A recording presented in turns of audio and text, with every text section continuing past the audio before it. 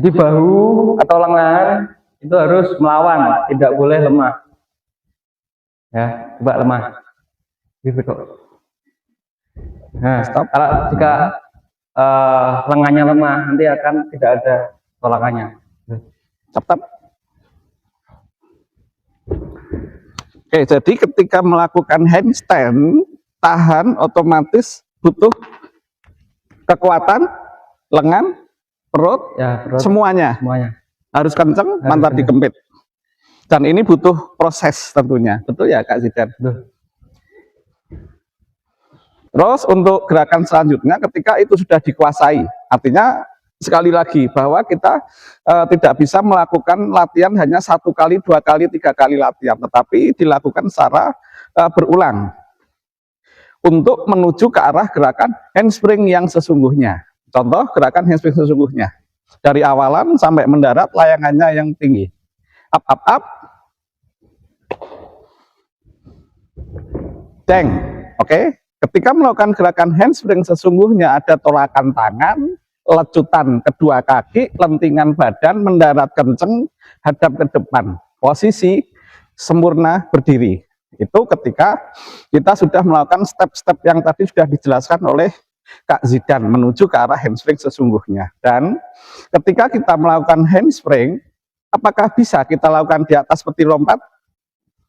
Bisa. Tentu jawabannya bisa, tetapi harus diingat ketika kita sudah melakukan step-step yang tadi sudah dijelaskan oleh Kak Zidan menuju ke arah handspring sesungguhnya. Dan ketika kita melakukan handspring, apakah bisa kita lakukan di atas peti lompat?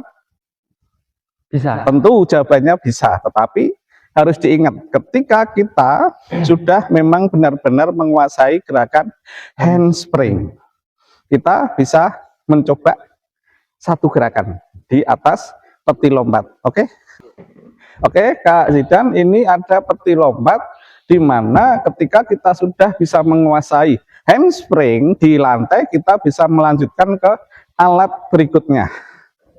Silahkan Kak Zidan. Ya, jadi untuk selanjutnya jika mahasiswa sudah menguasai gerakan handspring, lalu untuk dicoba dari peti lompat atau meja lompat. Oke, untuk langkah pertama sebelum langsung kepada gerakan handspring dari peti lompat, untuk mahasiswa perlu mengetahui atau paham ketika pendaratannya, yaitu dengan lompat dari atas ke bawah, gitu.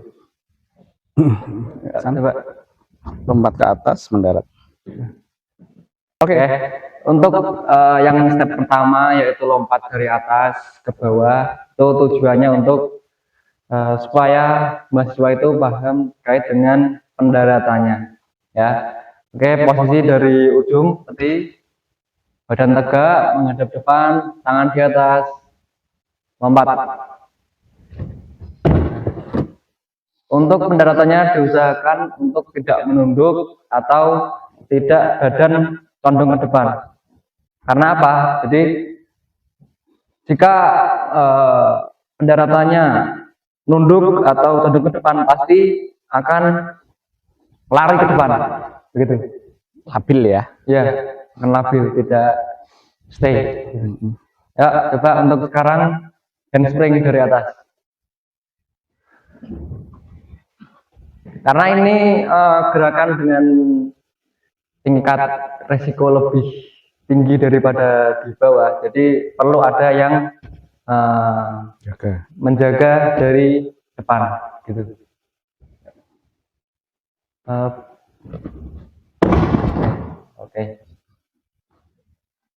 Oke, cukup. Terima kasih.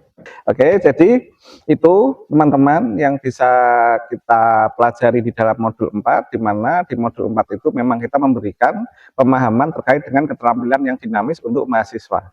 Apa itu keterampilan dinamis? Adalah gerakan handspring. Kalau memang itu bisa dilakukan di lantai, oke.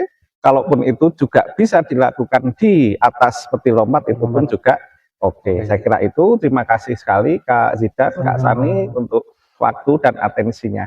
Selamat malam.